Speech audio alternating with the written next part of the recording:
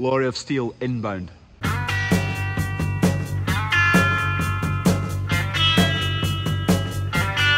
I've made some scheduling errors this morning. Dad's on the way with a trailer to pick up calves I've just penned up. Another load of steel is arriving at 9 o'clock. A guy, Dave, from Scott EID is coming at 9 o'clock to do with sensors and stuff. They're doing kind of monitor farms around Scotland. They're setting up maybe 10 or so, I'm not quite sure the numbers.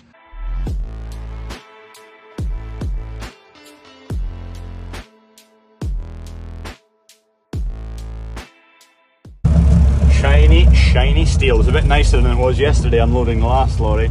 The sun's out. Today's load has more doors, loads of posts, so all the posts are on this load. This pallet's surprisingly heavy.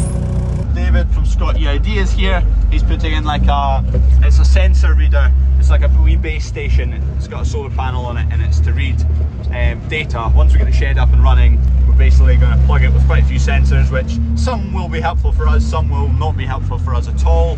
But Scott EID will get some information from all of that. The last load of bits and bobs from Bateman. This pallet full is the handling system. So it's got a curved ratchet door in it, not this one, it's dead straight.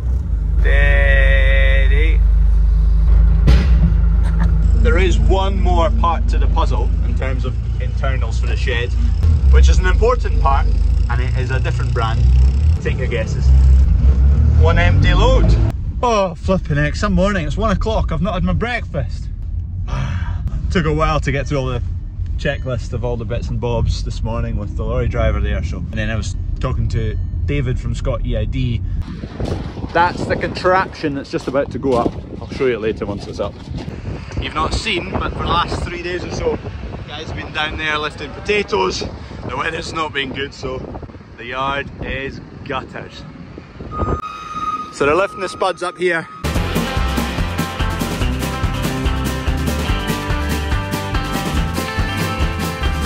Trailers come up here to get unloaded, filled up with empty boxes there. Got two TMs through, what are they, 320S forklifts, the wee bendy ones fleeing about. No messing about, some gig. Anyway, we'll be glad to see the tatties finishing this cleaned up again. I recall it all, you're dressing how it falls, you're rolling in deep satin. That's the downfall to spuds. Sometimes you get it good years, sometimes you don't get it as good, and the weather means the field's a mess. We're not going to be able to get wheat back in that field again. Leave it till the spring, he'll get a late spring crop. It'll be the last field to be sown in the spring, so that's the downside. Sometimes you get in quick and you manage to get your wheat in, sometimes you don't. This year we're definitely not going to be able to get in. It is... oh, it's pretty rough. Oh man. Ah well, self-propelled and I trailed. I'll chuck the drone up, 2 minutes. Can't lie, it is a hoot of a mess. If they could lift them all in the dry, they would.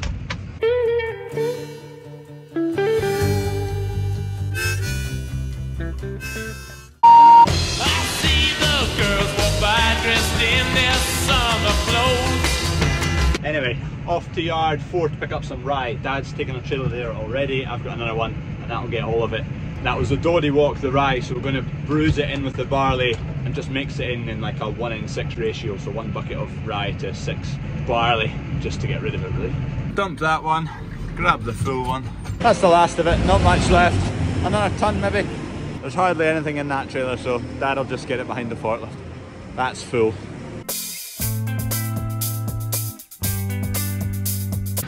You can see obviously there's moisture come through this wall. Just a cinder block wall. They're not waterproof. So there's a bit here that's going to go to waste. Don't want to feed that to the cows, do I?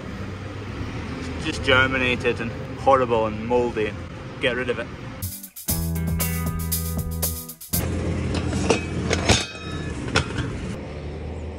Cows are going to chomp on all of that. Hopefully they like it. That's also why we're diluting it a fair amount, just so it's not a sudden change of diet for the cattle. It's just a wee subtle change that they won't really notice. The stomachs get used to the diet they're on. If you drastically change it, you get quite skittery, regardless of whether you change it to barley or straight to silage or straight to this or straight to that. Voila! Bit of solar panels, bit of wind, big box, job's a good one. It's not permanent, And it's all to do with Scott EID and some kind of sensors and technology and specifically beef, which we are delving into. I will delve a bit more into that on the Two Farming Crawfords podcast. Whatever you do, do not tell Gate Lady.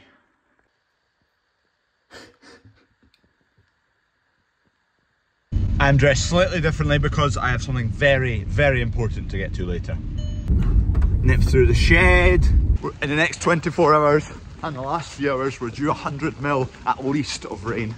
There's potential for 150 to 180 mil of rain, biblical style. Not the usual outfit to feed cattle. Come on, girl. There you go. That's her fed. The rest are all sorted out. Been round them, and now I'm off. New shed's got a bit of a roof on it now. A lean-to here. Oh, flipping heck. You couldn't write this. The volume of water that's fallen so far has been immense. And it's to stay exactly the same until tomorrow early morning. So we've got another 20 hours of it.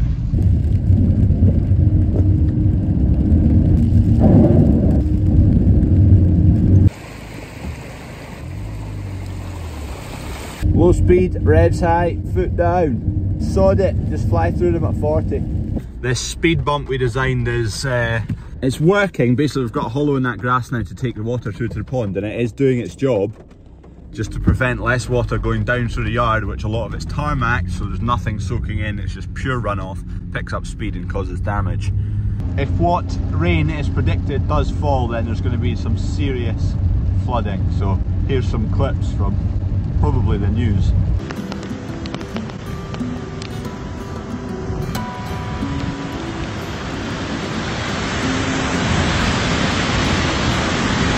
Not to travel. More than a month of rain is expected to fall in a single day, and causing chaos on the railways too.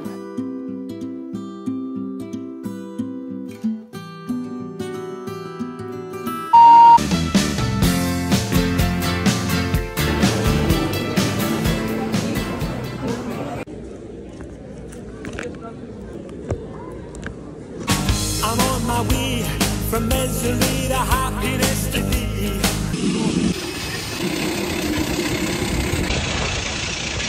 Right, I've met some subscribers, good lads.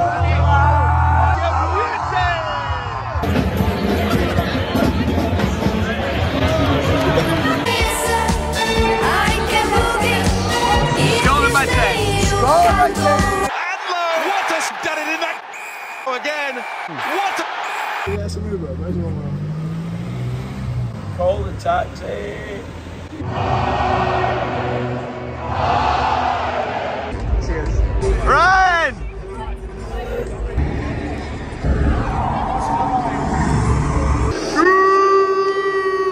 I'm in my 8th. We're through to the quarters. what a done it in that again. What a Bloody hell, get me back to the couch. 4 years time. Oh, man down. Man down. Man down. Tough gig, we kick on. Get our balls in the fire. Anyway, if you're not already, please subscribe. We'll win the Six Nations. See you tomorrow, 6 AM, back at the airport. My heart was broken. My heart. Yep, fair bit of water. That's probably about a metre deep in there. Lovely.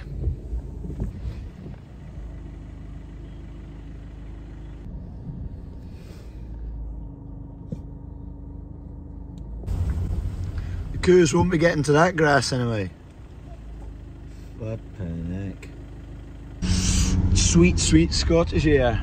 I missed the biblical rain, but all the damage is here. Unbelievable. I can boogie, boogie, boogie, all night long.